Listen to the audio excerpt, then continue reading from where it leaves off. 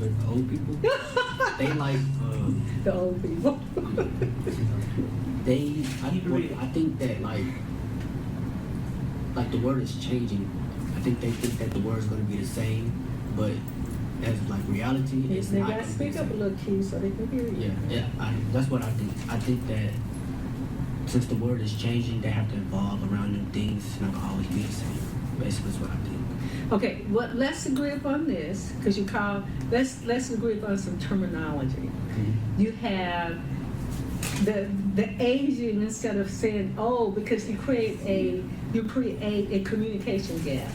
So you have your seniors and you have the aging. You have your middle age, you have your mature, which is in between the 45s, I guess, 55, and then you have your seniors, and then you have your continuing aging. So one thing about it with this age gap, it is a communication. You have to learn to communicate with each other. So when we say young people, you really are youth.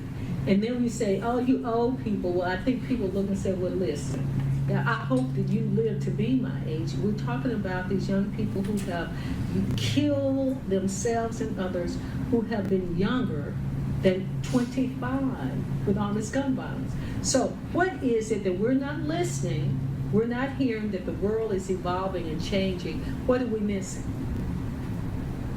Jasmine, what are we missing? What is what you call, because I think I'm old too, but so what is it that we're missing? I think that everyone is missing a lot because, like he said, the world is changing every single day. But most grown people have the mindset like, I have it under control, I know exactly what needs to be done, and I'm not going to listen to anything else. Or like, you ever hear older people say, well, see, I'm grown, so I know that I'm right and you're wrong, no matter what. And that's not always the case, because us as young people, we see things that maybe y'all don't see that's wrong with the world. Or maybe we go through things that, you know, you won't go through because of, like, I don't know exactly how to explain it. I feel like there's a lot of stuff that's wrong, and that we see it through a different way than it. We see it better than y'all will. And we get affected by it more differently than y'all will. So like when we're saying, oh, this is what needs to change, or this is what needs to happen, and y'all, and the grown people mindsets, they're like, well, I'm you know, old enough, I know that this isn't what it is, and that's just that.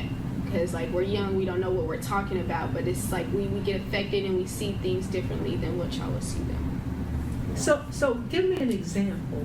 Like for me personally, I went to Rosa Parks Elementary School when I was little. I changed schools a lot. And I had real bad eczema, real bad eczema. And I would always want to wear pants and jackets to cover my skin, because when I went to school, I would get bullied and picked on.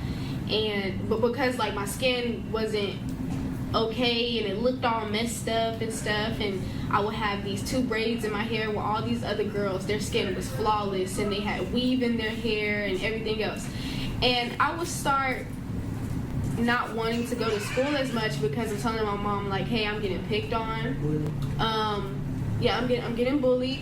I'm not exactly fitting in, and it's a big problem for me. And you know, her being grown, she's like, you shouldn't care what they say, it's okay, it's really nothing. But to us, at that age that I was in, it meant everything to me. If I wasn't fitting in, it meant a lot to me. You know, we wasn't worried about bills or anything. But they don't, like grown people, they don't listen to what we're telling them, because in their minds it's like, it shouldn't be a big deal, so it's not a big deal. But for me, it was definitely a big deal. Getting talked about all the time about my skin and my hair, and not looking a certain way that all the other girls looked, it hurt my feelings, and it made me cry when like people would talk about me. And when I'm going to my mom, who's much older than me, her mindset was, it's not really that big, so it's not something that you should be trying to change. But because it was to me, I thought that, yeah, that's something that I needed to change. That's something that I wanted them to stop bullying me. I wanted to start wearing this. I wanted to start wearing that. And that's an example of older people not listening to young people because of their perspective on things. I'm Barbara Mallory Caraway. You are watching Time with Barbara Mallory Caraway. Thank you so much for joining us this evening. My guest tonight, we have Octavius, who is 19 years old, and they are proudly telling their age. And then we have Jasmine Richard, who's also joined us. Jasmine, you mentioned the fact that because you look different, your skin condition caused you to look at yourself a different way, and that your mom was not receptive or understanding of what it is that you were going through. What do you wish that she had said to you? How do you wish she would have handled it? I wish that my mom would have handled it a little bit different than what she did. Maybe, like, of course, giving me encouraging words like you're beautiful, or it's okay, don't listen to them, but also kind of understand my perspective on things as far as why I may have wanted to wear pants all the time, or why I wanted to get my hair done and have braids and look a certain way, not just to, it's not going to bother you because it's not a big deal. Like, push my feelings aside because to you it's not a big deal, when to me at that age it was everything. I wanted her to try to put herself in my shoes instead of being the older person she was, put herself as a kid, like how I was. Like, if I was a child and they were talking about me this way, how would I want stuff to go about? That's how I wanted her to do things. Did you get treatment for it? Because you don't look like you had. No, not anymore. I got my parents, my dad and my mom, we went to a doctor. I got eczema medicine, and there's certain places that I had to put it. I mean, it's a little bit messed up, but it's getting treated, So if you had at that particular time, if you had the treatment that you needed that would not make you look different, how much of a difference would that have made? Well, it's not that I couldn't get treatment. I mean, I could have, but then again, I was young. I wasn't using that as much as I should have, and then dealing with like the whole foster care thing, going from different families and stuff, you change doctors. When you're changing homes, you're constantly changing schools, you're constantly changing doctors, you're constantly changing friends, and so it wasn't always just me not being able to get the medicine or anything. But if I didn't have eczema as a kid, it probably would have made a big difference, because I think it would have boosted my self-esteem up. It would have made me focus maybe more on more important things than this girl calling me names or this boy laughing at me. I think it would have made a big difference on. Well, you actually touched on some revelations that I don't know if you want to delve into, because of the fact that you went through foster care, that because of that, you had to change from school to school. You also had to change friends and to get reacquainted and readjustments. So how did those readjustments affect your ability to be able to cope even with the other issue of the skin condition? It made it hard, really hard, because I was already being brought down for the way I looked and like the way I acted, and because I was very different from people. So just starting over from a new school, constantly always having to start over to go through that. And then the little friends that I did make, considering that most of the people in different schools were always talking about me. So the little friends that I did have, it's like I have to move away from them. And that's the friends that I had. I didn't want to have to go to a different school and try to hide my skin. And then when they find out my skin is this type of way, they talk about me and stuff. And I'm constantly having to change this type of person in my life, change this type of person. It affected me a lot. Well, in some cases, I know you're looking at the more mature and more seasoned individual and adult, but does it ever occur, and I'm trying to be sensitive with words because I want to make sure that I'm listening, that because of that experience, the living experience, that not dismissing how you feel, but to say that, hey, there are things that when you reflect back that even though they're important now, you're going to say, no, how to cope with them, how they help you cope as a continuing adult. Are you asking me if they're still like important to me now? Yeah, some of those things. You're only 18, 19, so it's not that you haven't done that much living actually. And see, was that considered an old person's comment? No. It was the way you worded it. I wanted to make sure that I had the right question before I gave you a certain answer. That's all. I didn't want to answer something that didn't have nothing to do with the question. Because you're still young, very. I do admit some of the things that aren't as important then to me, that was important to me then, isn't as important to me now. I have a different outlook on things. Okay. And I feel like that happens when you're getting older. It's like stuff that was just like your life or something when you're like 6 or 10 years old. When you're 19, it's not your life anymore. You know, it's not something that's important, and you get to understand those things. Okay, now I want to talk too about how you and Q, because you're still very young, but you worked as a team. Well, and I mean in terms of not just age. As we move forward with the election coming up on March the 3rd, the election is March the 3rd. This is what's called the presidential election because the country will be electing a president. But first you got to go through the primary process. And the primary, I always tell people, it's like the NFC and the AFC. You're fighting for your division. So the Democrats will face off with the Democrats in the primary, and the Republicans will face off with the Republicans. And then after that, whoever wins that nomination moves forward to the general election, which is in November. Welcome, my viewers. Come on. I want you to also, I know I'm skipping around, but before when you start coming on, I want you to be reminded that we'll be broadcasting live every Tuesday. So put it on your calendar, every Tuesday at 7 p.m. Now, having said that, back to the election, that the primary election is March the 3rd.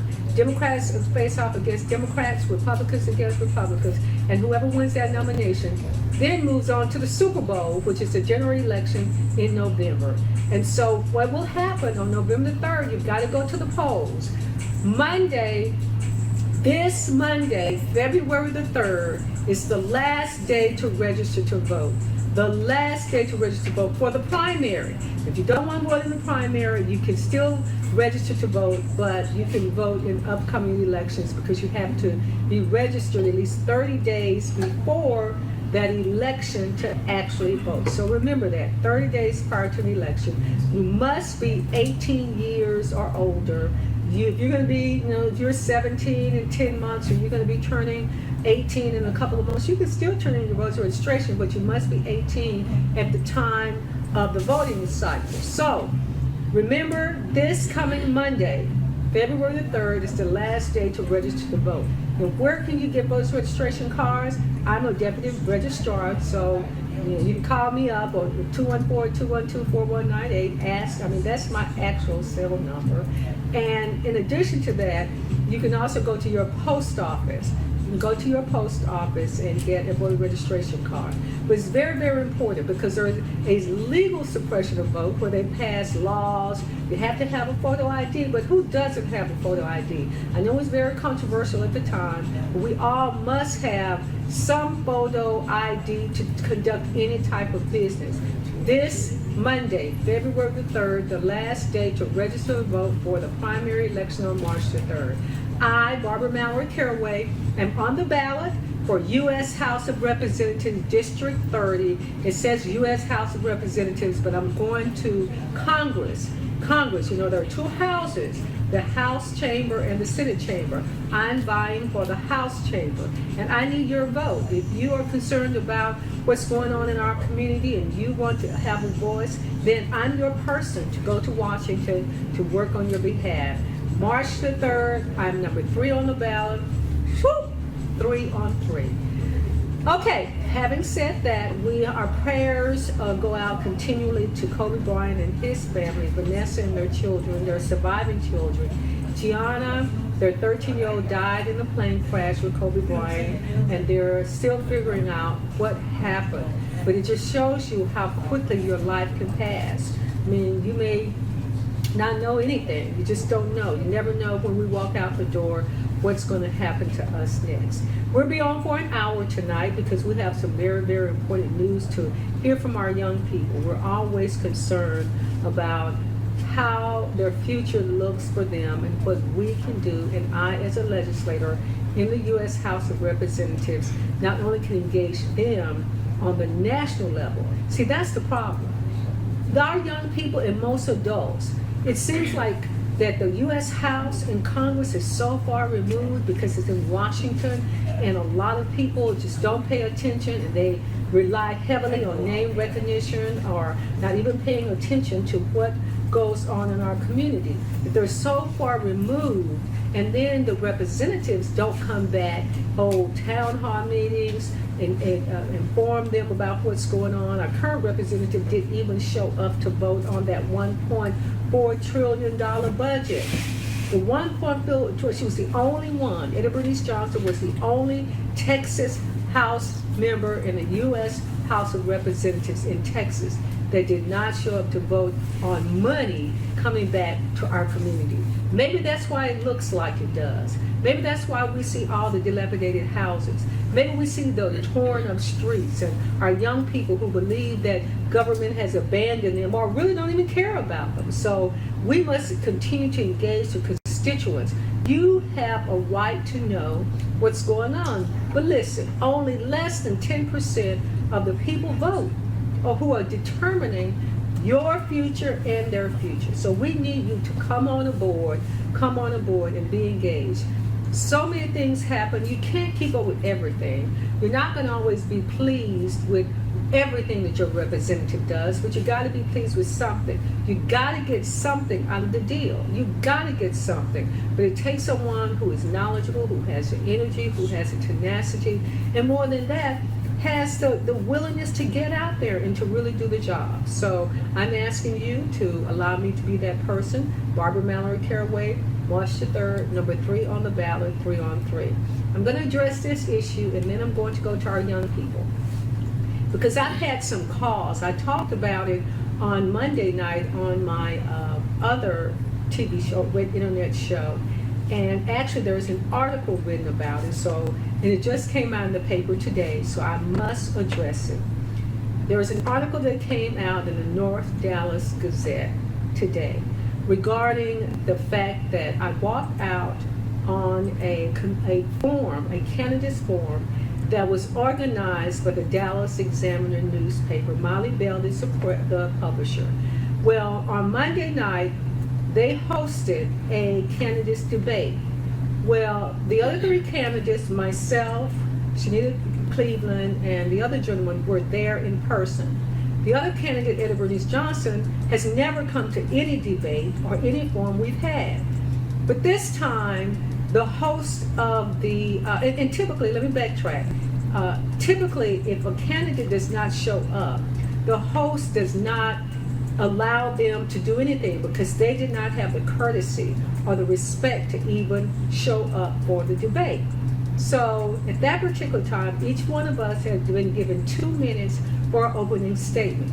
When the last candidate finished, then there was an announcement made that Demetra Sampson was going to be making an 11-minute statement that was written out by Etta Bernice Johnson. Well, we all sat there for, actually it was more than 11 minutes, and when it was over, I was in shock, number one, that Molly Bell and the Dallas Examiner would allow such shenanigans to go on and disrespected all, not only the candidates, but the people who come there. So I just simply said I wasn't going to be disrespected like that. So I did not stay, and in the North Dallas Gazette newspaper, which you can get online, many people have contacted me, and I actually pulled it up online, and it is very accurate. It is very unusual that you see a newspaper article that is so very accurate. It was very accurate. It quoted me verbatim that I was not going to be disrespected, that she read, Demetra Sampson read this letter that Etta Bernice Johnson, she doesn't have a record because most of the things that were talked about in that letter were initiated on the city council level by me when I was chair of the City of Dallas Transportation Committee. So go to the North Dallas Gazette You can pull it up online. You do not have to pay to access it and read that article. In addition to that, if you go on Facebook on Coffee and Politics, there was also where Cindy Walker, who happened to be the moderator for that night, Cindy Walker was the moderator. And so she has a show called Coffee and Politics that broadcasted at the same time. You can actually see what happened in real time. But we need someone who's going to stand up and speak out for truth, jobs, and justice. Now, my friend Armani always says jobs and justice. Well, truth, jobs, and justice. And so that's what I stand for. But we've got to move in a direction where people aren't afraid. People feel intimidated. They're always talking about money. And talking about money, we're running a poor people's campaign, and I need your support. You can make a contribution to my campaign. It can be $2, it can be $5, up to $2,800. You can do that by going to Barbara Mallory Caraway for Congress.org. You can make it right on my website. I need your help. I need your consideration. So, but just like everything in life, they think that if you don't meet a certain threshold, you shouldn't even be in politics, period. Well, what happened with Citizens United when the Supreme Court gave the okay to flood all of this money into politics, and everything is measured by that. You have Cory Booker and Kamala Harris and many other candidates who had to drop out the presidential race because they weren't raising enough money, and in addition to that, the threshold for voters. So that's my spiel tonight. You can contribute to my campaign, Barbara Mallory Caraway for Congress.com. And just think, if someone gave a candidate 11 minutes, that would be a quarter of my show. A quarter, 15 minutes. You might as well say 15 minutes or 1 to 4 quarters. That's what? Well, we only have 60 seconds really, so that's not really accurate. That's not really accurate. But anyway, we're going to move on with our show because time, everything is about time. That's all we have. We all have time. And this came from Ecclesiastics. That's where I got my the title for my show, Time with Barbara Mallory Caraway, because there's a time for everything. And right now is a time for us to pay a lot of attention to our youth. It is so disheartening. Really, it's almost just unbelievable that every day, not just in Dallas, Fort Worth, and in our district, Congressional District 30, which includes Arlington Park, North Park or Elm Thicket, includes downtown Dallas, Old East Dallas, South Dallas, Oak Cliff, Cedar Hill, Duncanville, DeSoto, Lancaster, Glen Heights, Wilma, Hutchins, Pleasant Grove. All of those areas are included in Congressional District 30. And it's really what's making all the news, a lot of it in this area, about these killings.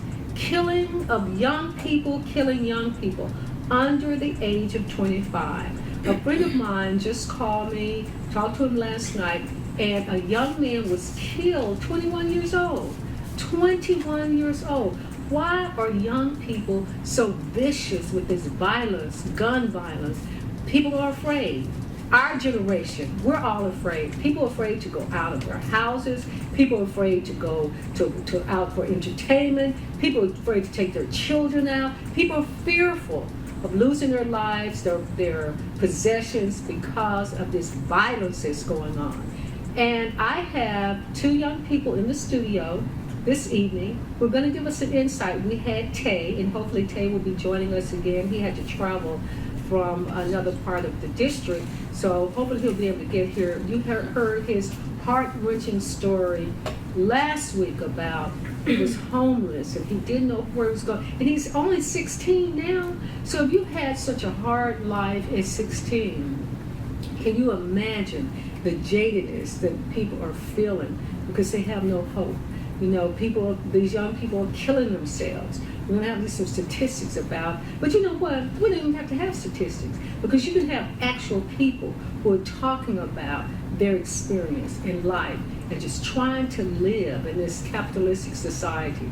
They're very talented. They have a lot of ideas, and we really want to hear from them. And we're going to be coming back to some other segments of our show tonight. But for those of you who are just joining me, I'm Barbara Mallory Caraway. You're watching Time. That's the name of the show, Time with Barbara Mallory Caraway. And guess what? It's time for me to introduce my guest for tonight. So, We're going to go to a commercial? Okay. All right, so hey. So you know what? We're doing good. The only thing about Facebook Live, I'm going to have to talk a little to them while we're on the air. So or they can go to the UMYO network and see everything that's going on too. Oh, you can go to the UMYO. Come here, Missy. Y'all got to help me out.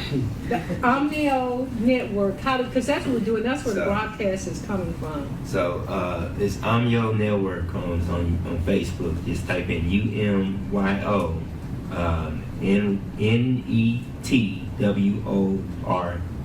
Say it again. Go ahead, Junior. UMYO space NETWORK. UMYO network. Okay, see, and I have to admit, I told you I have some brilliant young people who are helping me. This is a whole new process and opportunity that I'm very excited about. We're going to continue to use it as an avenue to educate, to communicate, and to inform you. In fact, whenever we have Greg Jr., who you just heard, but there's also Greg Sr., and I'm looking forward to joining them to talk to you. We're going to have a show just to talk about this new opportunity that we're going to be talking about on how young people can actually earn money. I know that I'm really, really very busy, but he's going to have to sit down and talk to me. He keeps sending me these emails and asking me if I read them, and I have, you're inundated with emails, text messages, with all this technology, and I'm thinking, when am I supposed to start making all this money? When am I going to get started? But of course, with the campaign going on, it's very, very hard. I'm going to introduce, go ahead. And you can use it for your campaign too. What? That's the beautiful thing about it, you can use it for your campaign. I can use it for my campaign. That's right, because I can loan myself my money, which I have done. I said if I can ever get myself, I can get out of debt for the amount of money I've loaned my campaign. Because people are afraid. We need to have our own network on how we can earn money and not be dependent on other people. And that's what we're going to be That's what we're going to be talking about. Okay, I'm supposed to go to a commercial. 3, 2, 1. Now, Introducing UMYOcards.com, UMYO Cards' newest business-to-business and business-to-customer branding app, employing youth, educators, school staffs, youth clubs, nonprofits, educational institutions, and families internationally with residual earnings while empowering small business owners. Residual simply means the money never stops coming in, even if you decide you want to take a year off.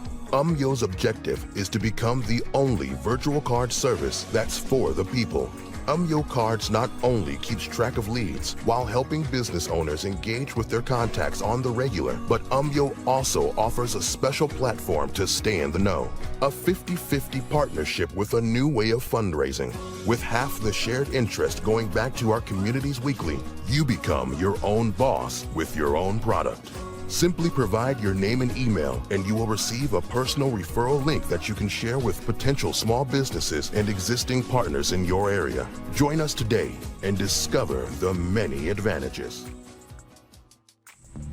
Presentamos unyocars.com. Unyocars, la nueva aplicación de marca de empresa a empresa y de empresa a consumidor que emplea a jóvenes educadores, personal escolar, clubes juveniles, organizaciones sin fines de lucro, instituciones educativas y familias a nivel internacional con ganancias residuales, mientras que empodera a los propietarios de pequeñas empresas. Residual simplemente significa que el dinero nunca deja de llegar, incluso si decides que quieres tomar un año libre. El objetivo de Unyo es convertirse en el único servicio de tarjeta virtual para la gente. Unyo Cards no solo realiza un seguimiento de los clientes potenciales, mientras ayuda a los propietarios de negocios a interactuar con sus contactos de manera regular, sino que Unyo también ofrece una plataforma social para mantenerse informado. Una asociación 50-50 con una nueva forma de recaudación de fondos, con la mitad del interés compartido, volviendo a nuestras comunidades semanalmente.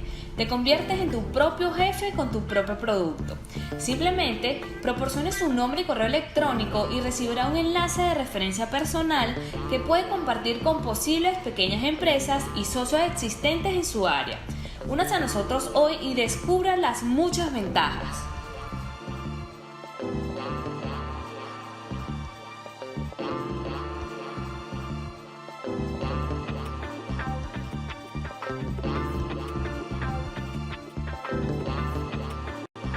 now we're still on. How long is my commercial? About 'Cause- a minute. Okay, I'm gonna have to talk to my, I'm talking to my neighbor. See, we have all this wonderful thing, thank God for technology. But also, if it doesn't work correctly, I'm gonna tell you all this, you at a disadvantage. My phone, I had to get a I new was confused. I telephone. was like, are we My phone literally died. I was talking on it and it just went kaput. It was, and then I went to the AT&T store, because Apple, I could have gone to the Apple store too, because I should have gone there anyway, because it's their phone. But the man said, well, the last time you got a phone was 2015. I'm thinking, and it died. That's what it did, it died. We're gonna come back in just about 30 seconds, and I'm going to introduce you to my, yes. Hey, Miss Mallory, when you come back, you're gonna be looking at this camera. Okay, they got, well, so I'm not gonna look at my phone with my Just Facebook let them screen? know why you're gonna be looking at. Okay, listen, see with this technology, I am in a real studio. I want you all to know that I am in a real studio, so I'm gonna have to turn this way. They're giving me directions. So next time what we're gonna do, as we move forward, we're gonna reposition our phone. I gotta look at this camera. Okay, I'm looking at this camera now. Let's look at this lighting. And the other thing I gotta do, I gotta start wearing all this makeup, more makeup, so I can look better on TV, I You're guess. beautiful.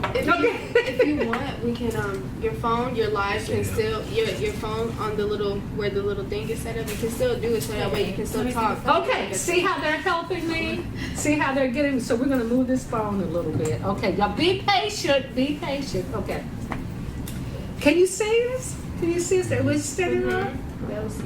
Okay, we're seeing far away, but you can still hear us, I suppose. Yeah, so you're looking directly in. Oh, okay, I gotta look Yeah. directly into this Yes, camera. ma'am. All right. See, that's why you have directors, that's why you have producers, but more importantly, you have to know how to take direction. You have to be able to listen. So having said that, we're gonna go into the segment of our show where I'm going to welcome my guest tonight, and you know, I didn't write his name down. That's another thing about TV. You have to be able to write names down and speak it fluently. So I couldn't say it anyway. But I call him Q. We gave him permission to call him Q.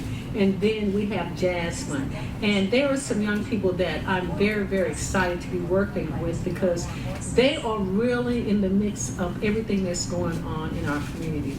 They are dancers now. Q is a dancer. And Jasmine is what I'm going to call, quote unquote, his handler. Now, we know what handlers are because they have to make sure that you're on schedule. They have to make sure that you're doing the right thing. They have to make sure that you're on point, help coordinate and organize. I didn't say manager. I said handler, that you have to handle them to make sure that they're doing the right thing. Make sure. Okay, so what we're going to do now is, hello, Q. How you doing? Now, Q, what is your real name? My real name is Quintavious. Quintavious, like Octavius, but Quintavious. Quintavious, and then we have Jasmine Richard, and Quintavious. Welcome to the show. I'm so excited to have you. Now, I introduce you as dancers. Tell us a little bit about yourself, Q, and then Jasmine, you tell us about you. Okay, well, I just turned 19. I was born January 1st, 2001. So I just turned 19, but I've been dancing for about, since I was, well, young, but this type of dancing, hip hop, freestyle, that's nowadays, probably about a good 5 years now. Okay, but you graduated from high school. Oh, yes. Do you have any expectations after that of continuing a post-secondary education or earning a certificate of some sort? I would like to be an architect and major in art once I go to college, or sports, for track, football, either or. Okay. Jasmine, tell us about you. Well, my name is Jasmine Richard. My birthday is November 20th, 2000. I'm 19 years of age. I went to Spruce High School. I graduated. I took a year off from school completely just to try to kind of, I guess, like figure out exactly what I wanted to do. So I do plan on going to college. I plan on majoring in counseling to become a major counselor. A marriage counselor, excuse me. I plan on being a marriage counselor, and I am a videographer, photographer for the dancers. Absolutely. See, very talented young people. And that is what we're facing now. In this day and time, they're both aspiring to go to college, but here's the deal. You have to make a living in between. And I have had the opportunity to work within the educational system. And some young people become frustrated because when they leave high school, they're not really ready for college. And so they have to go and take what's called developmental classes.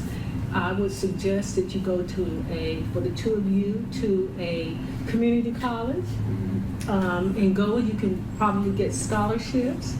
I can help you with that. What do y'all want me to do? Are you talking to me? Oh.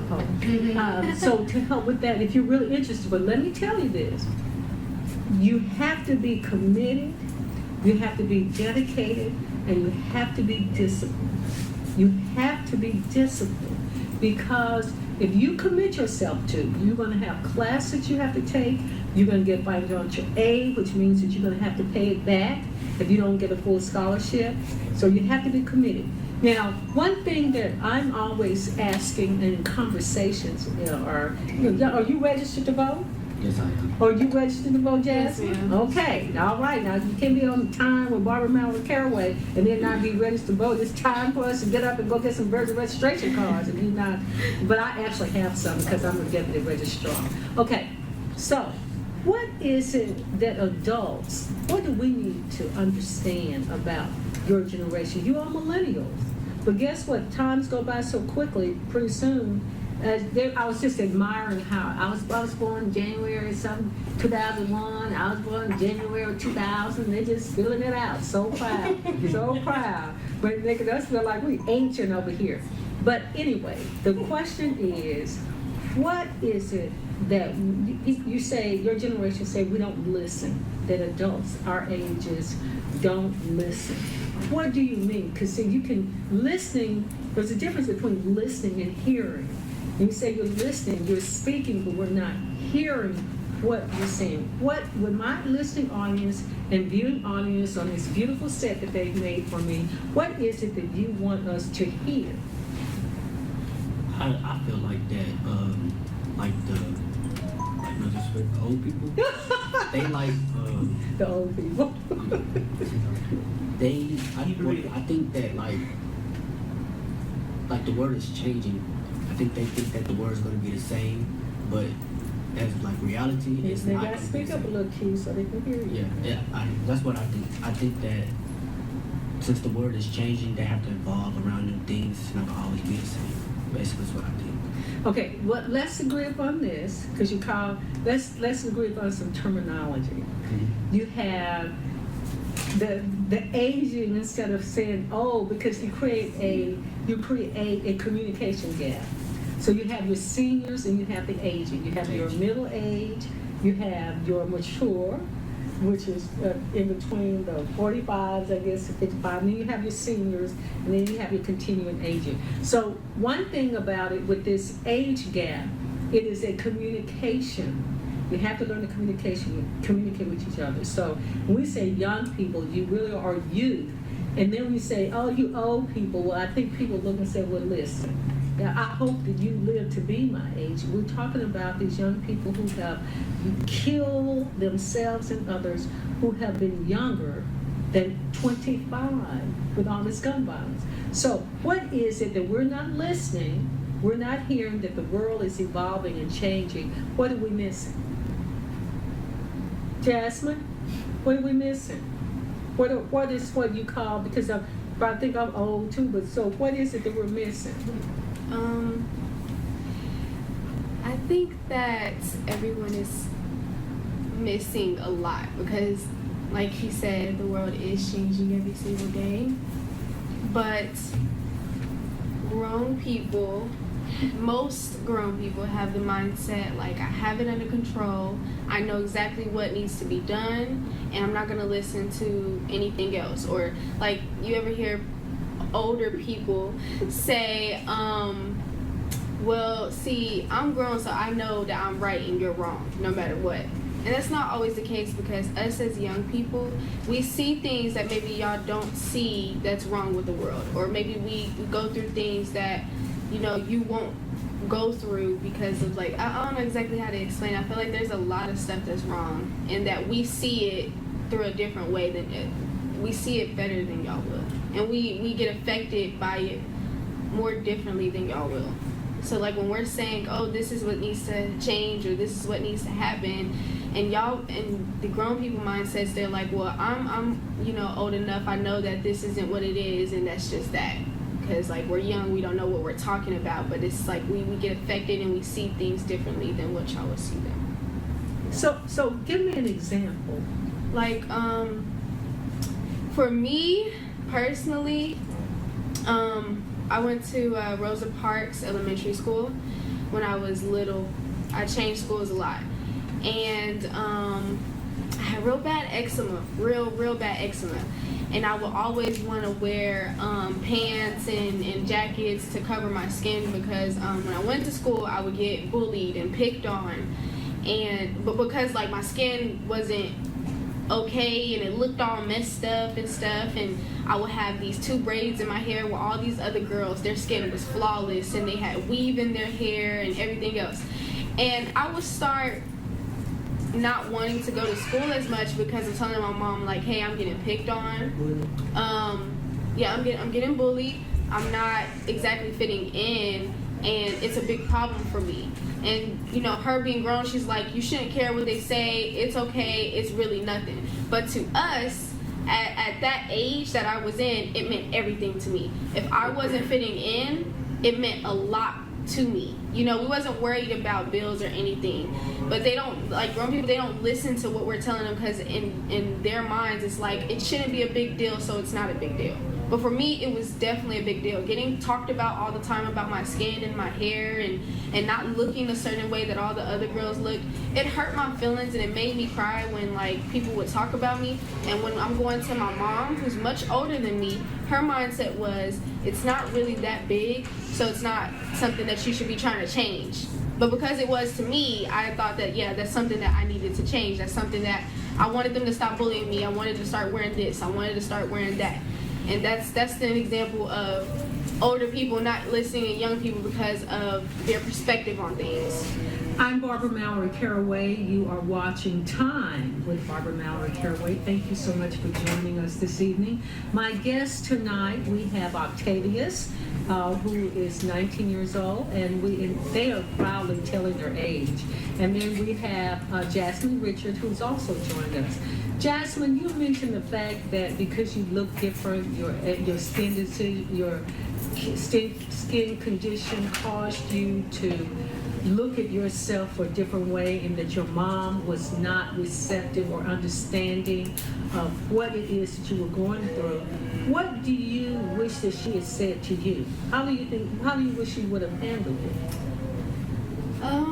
I wish that my mom would have handled it a little bit different than what she did. Maybe like, of course, giving me encouraging words like you're beautiful or it's okay, don't listen to them, but also kind of understand my perspective on things as far as why I may have wanted to wear pants all the time, or why I wanted to get my hair done and have braids and look a certain way, not just to, it's not going to bother you because it's not a big deal. Like, push my feelings aside because to you it's not a big deal, when to me at that age it was everything. I wanted her to try to put herself in my shoes instead of being the older person she was, put herself as a kid, like how I was. Like, if I was a child and they were talking about me this way, how would I want stuff to go about? That's how I wanted her to do things. Did you get treatment for it? Because you don't look like you have. No, not anymore. I got my parents, my dad and my mom, we went to a doctor. I got eczema medicine,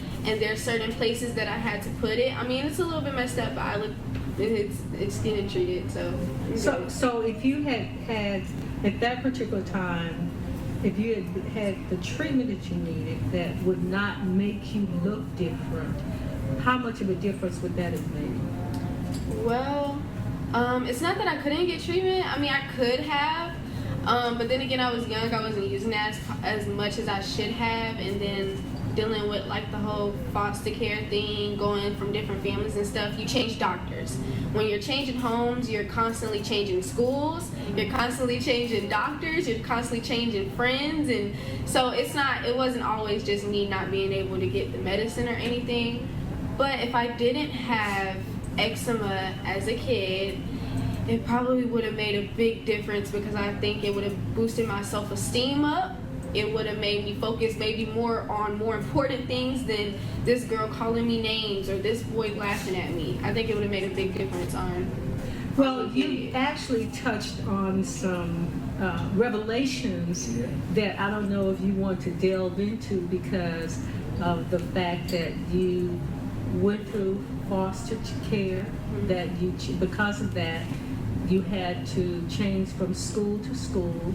You also had to change friends and to get reacquainted and readjustments. So how did those readjustments affect your ability to be able to cope even with the other issue of the skin condition?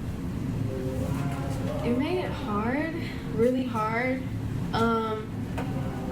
because I was already being brought down for the way I looked and like the way I acted, and because I was very different from people. So just starting over from a new school, constantly always having to start over to go through that. And then the little friends that I did make, considering that most of the people in different schools were always talking about me. So the little friends that I did have, it's like I have to move away from them. And that's the friends that I had. You know, I didn't want to have to go to a different school and try to hide my skin. And then when they find out my skin is this type of way, they talk about me and stuff. And I'm constantly having to change this type of person in my life, change this type of person. It affected me a lot.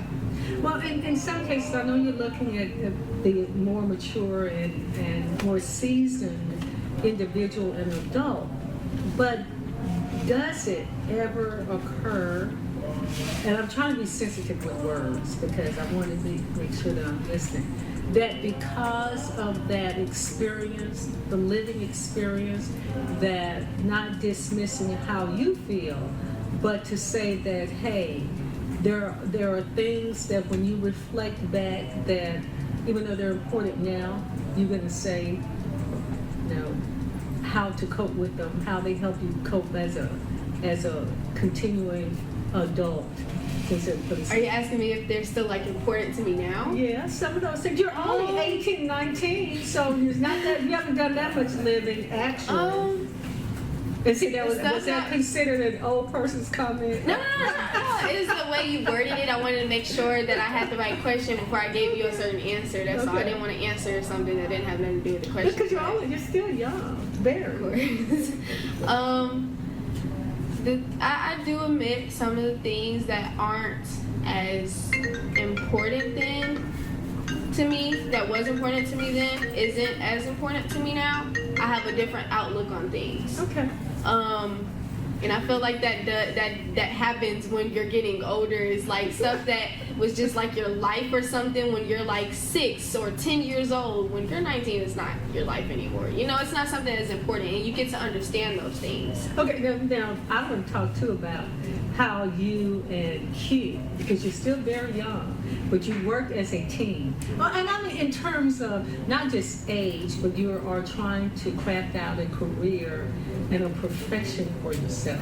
So in that, how do you're his manager, handler, and you schedule things for them. So how did you all come to that decision where you're not competing with each other and carve out those roles for each other?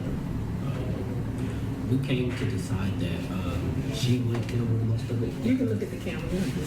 But yeah, I just felt like that since I'm like, doing the dancing and all the other stuff, and she just recording and taking photos and stuff like that she wanted to be more involved in what I'm doing.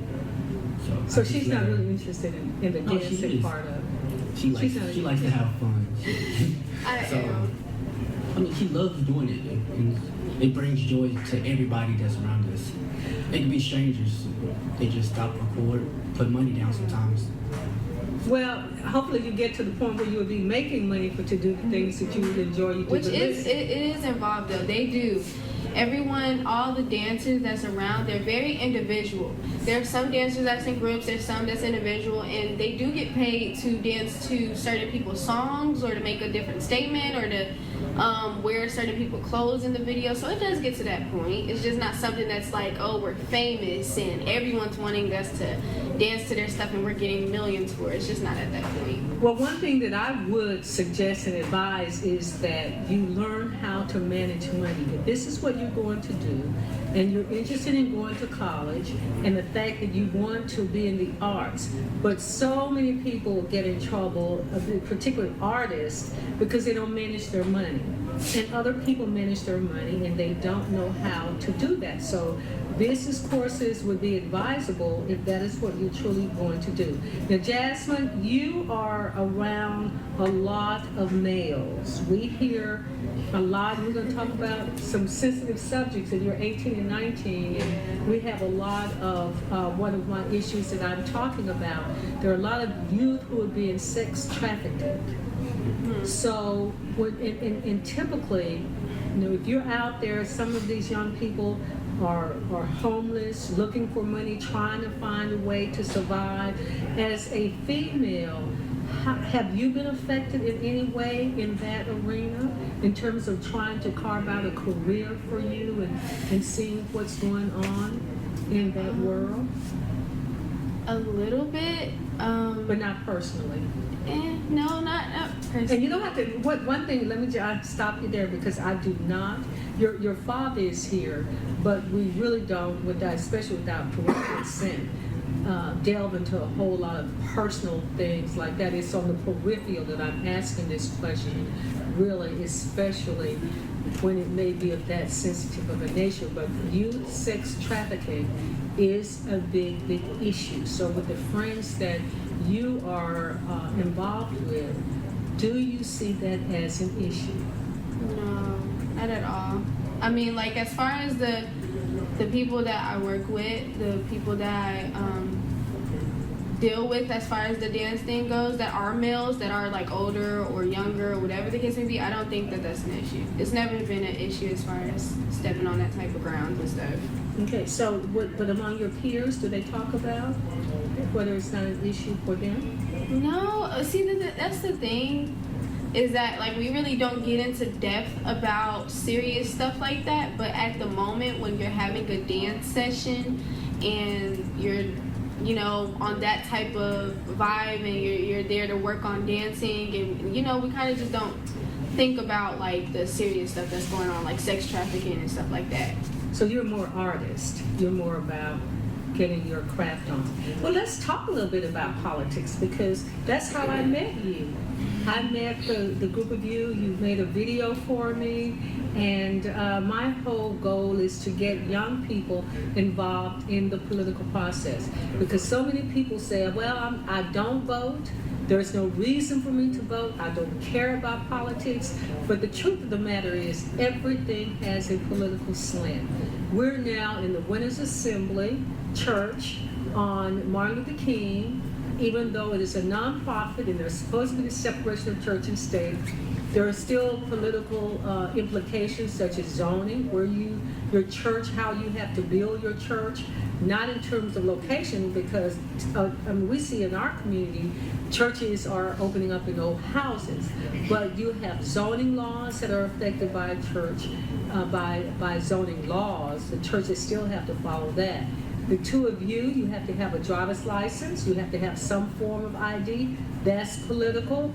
Whether or not now, whether you can smoke e-cigarettes, I'm not saying that you are. A lot of your peers do. I hear you smiling over here. But that's regulated.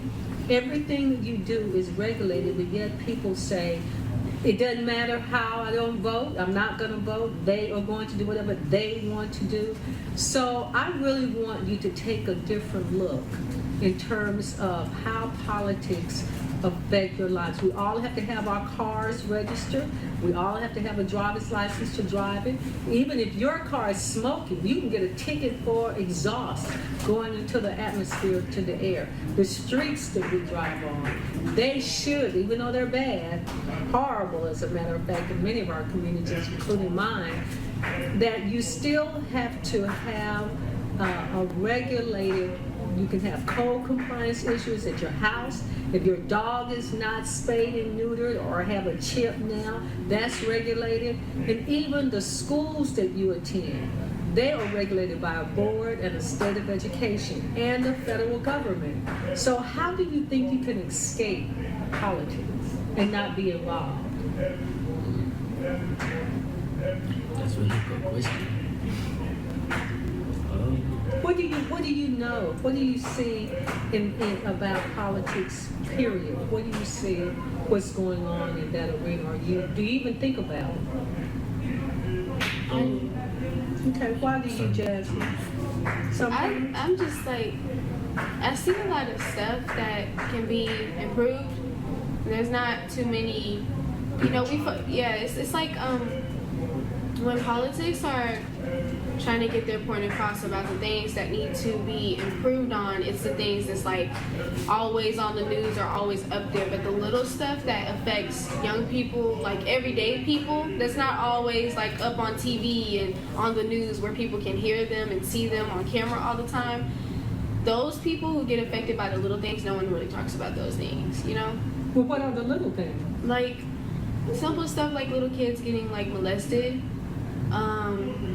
people like kids killing themselves, sex trafficking. I mean, sex trafficking have been something that's been out there now recently, but this has been years of people doing this type of stuff. And now, all of a sudden, in 2019, sex trafficking is something that's new now when it's been going on. And there's different things like that, food stamps and everything else. If I was a politics and I was a very known politician, and I was standing in front of a big camera with a whole bunch of people, thousands of people watching, and I'm all the way on the news like Fox 4, I'm going to talk about something that's has something to do with Trump or something like that, something that's really, really big and important, something that the rest of the world is talking about. But for people who don't have the big TV and the news and stuff that we get affected by, no one's going to talk about it. No one's going to talk about the little stuff that happens to us every day. Not like, the stuff that's all on TV and stuff. Because we don't have that. We don't have. Well, I don't see that as being little. It is really. It's big, but to them it is because, they're higher. It's like Obama, like just people that's up there. Let me say that. People who can easily get Fox 4 News to come down there and film them on something, they're going to talk about what they feel is needed to be talked about. But us people who live every single day and go through this stuff, the people who can't always be on camera and get their voices out there, we deal with things that are big to us and that's more important, but to other people who has that opportunity, it's not big to them.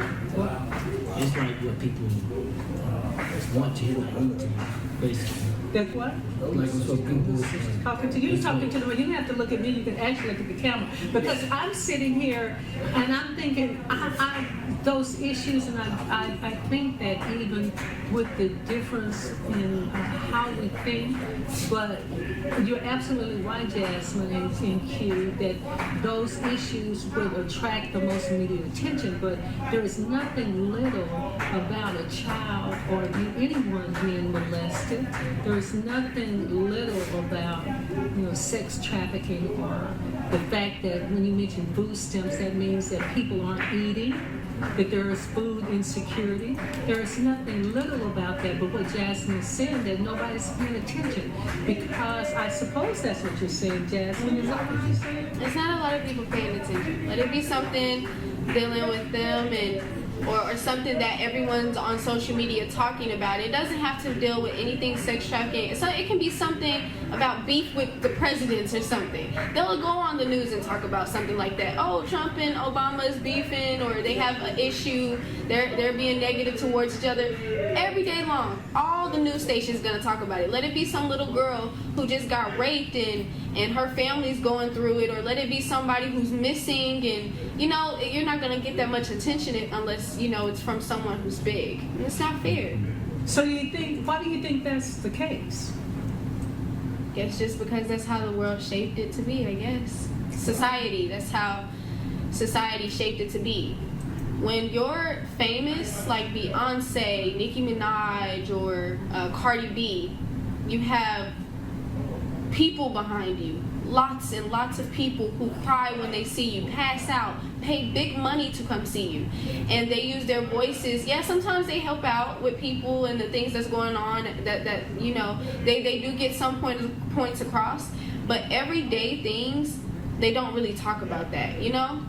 And they focus on the big thing, like who they're beefing with or what song to put out about this and that. But you don't see any artists is really talking about people who struggling with food stamps, or kids not having a place to stay, kids killing themselves or getting bullied, people getting raped and molested and going through foster care, losing their families, getting separated, getting pregnant at a young age. You don't really see them talking too much about that. Every now and then they may, like every 2 months, but nothing too serious because they have a voice. These are people that have millions and millions of people behind them who, if they say, hey, post a picture of your shoes, do you know how many millions of people that will post a picture of their shoes just because they said do that? Because they have that type of authority.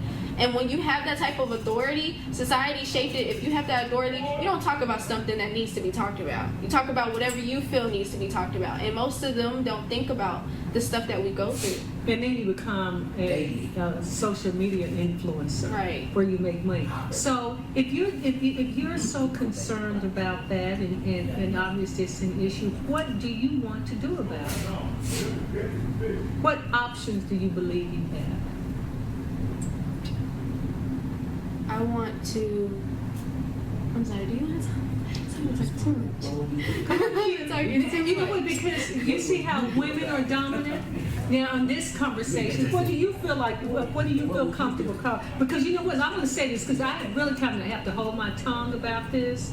Because what Jasmine said about these shoes and posting these shoes, and then these kids go and rob, kill, and steal. And these celebrities post just a picture of their Louboutins. I don't even have a pair of Louboutins. It's okay. It's really okay. You can go and pay $1,000. These kids can't afford $1,000 for a pair of Louboutins. So if you have Beyonce or Rihanna had on, $10,000. You see all that on social media, and then it motivates some people who would never have the opportunity to have that, and then they go out and do these heinous crimes to attain them that ruins their lives. It is real. It is very real, and I just don't know today. There's so much in terms of social media and the immediate gratification. That's I'm just. Do you think that some young people realize the finality of the actions that they take? If you kill somebody, they are not coming back, and it affects your life, your family's lives, and other people's lives. And it creates a time war. And you are watching Time with Barbara Mallory Caraway.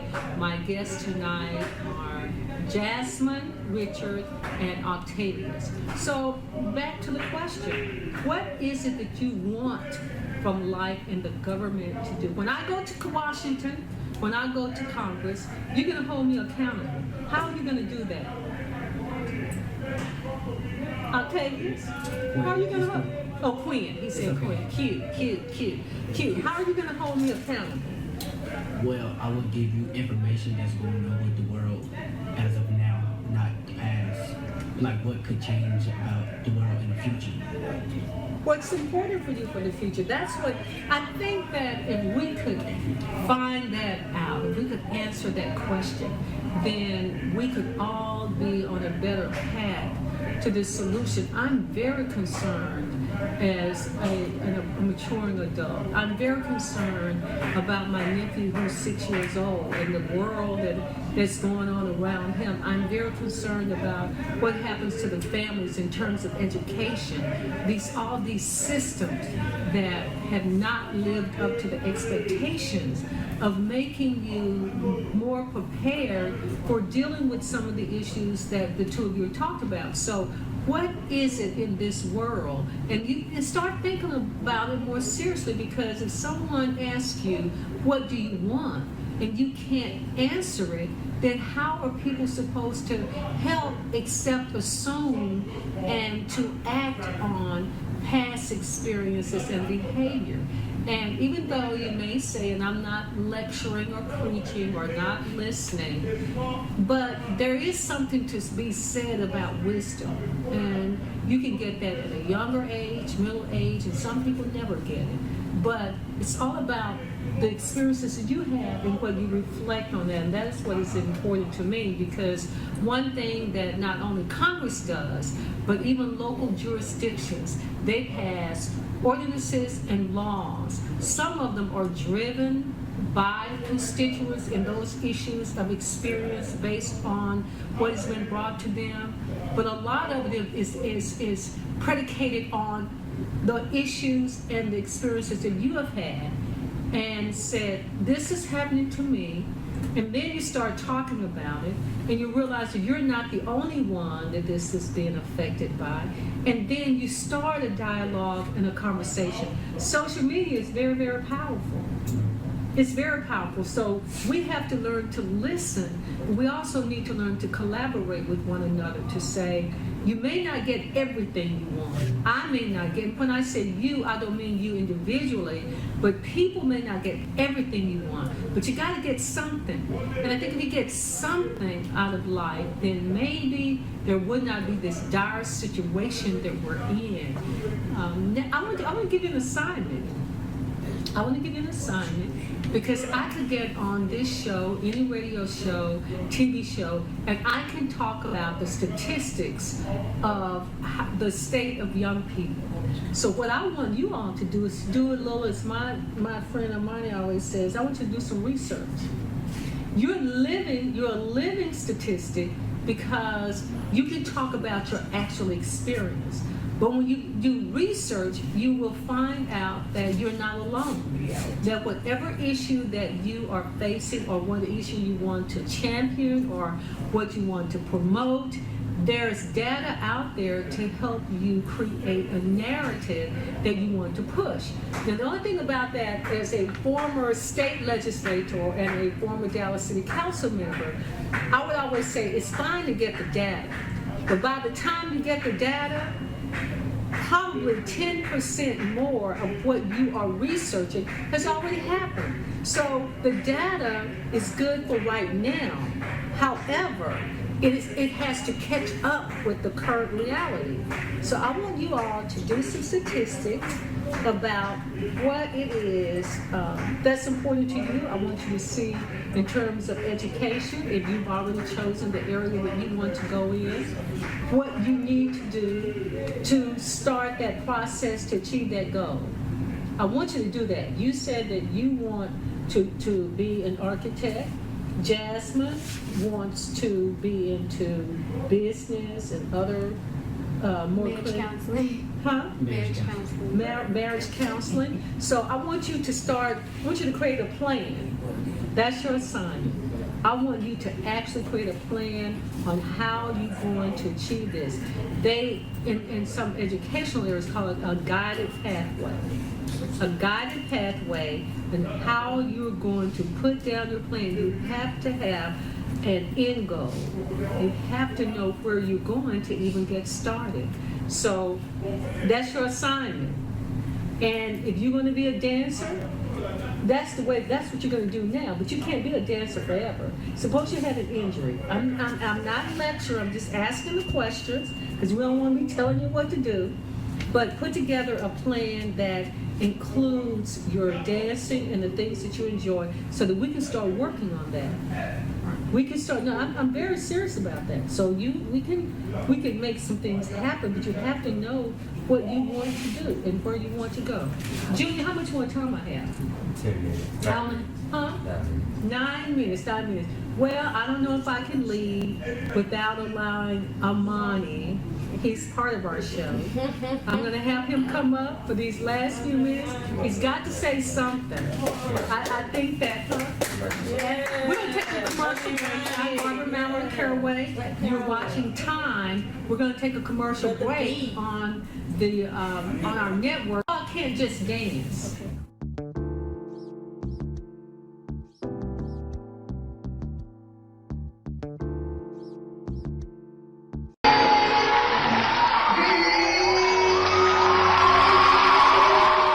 Presentamos el primer programa de talentos organizado por jóvenes del mundo, Desenmascarando tu opinión, o UMYO.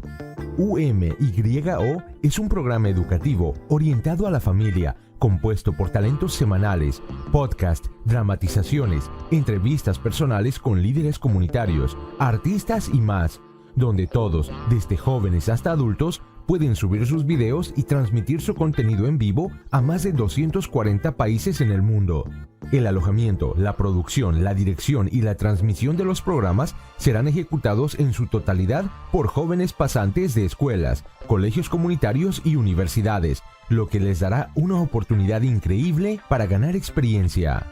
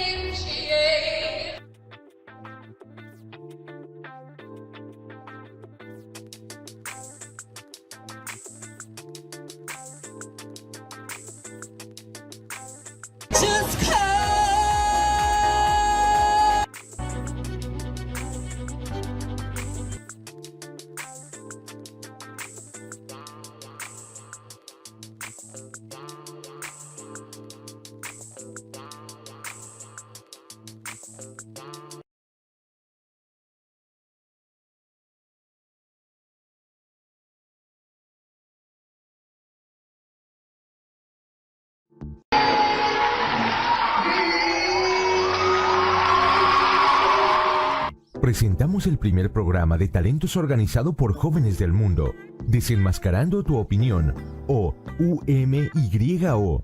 UMYO es un programa educativo orientado a la familia, compuesto por talentos semanales, podcast, dramatizaciones, entrevistas personales con líderes comunitarios, artistas y más, donde todos, desde jóvenes hasta adultos, pueden subir sus videos y transmitir su contenido en vivo a más de 240 países en el mundo.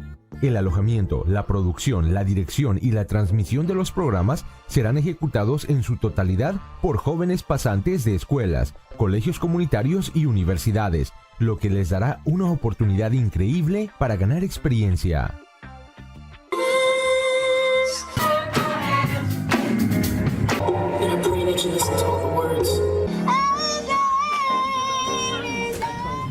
You have to start charting a pathway towards a longevity pathway.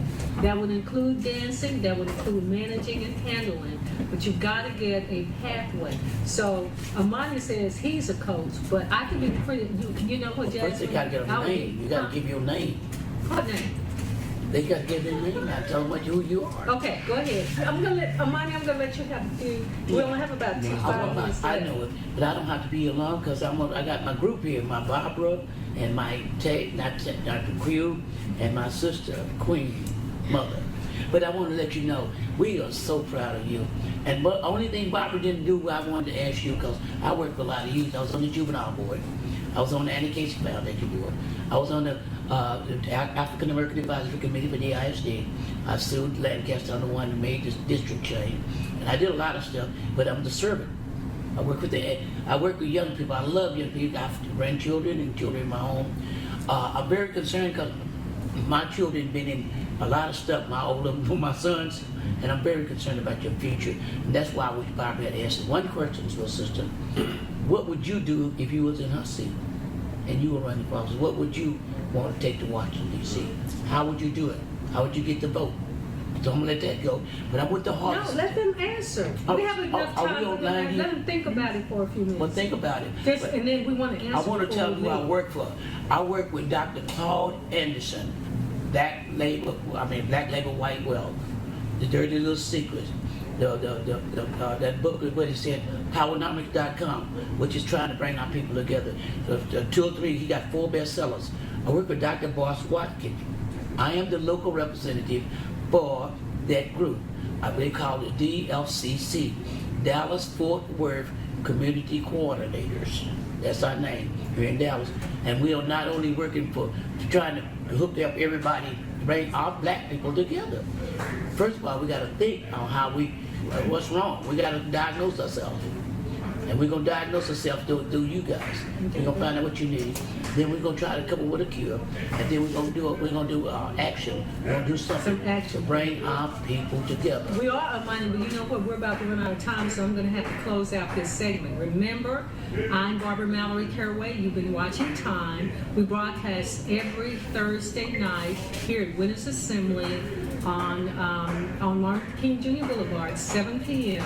Remember, the primary election is coming up on Tuesday, what they call Super Tuesday, on March the 3rd. I need your vote. And if you have any money to give, I need your money too.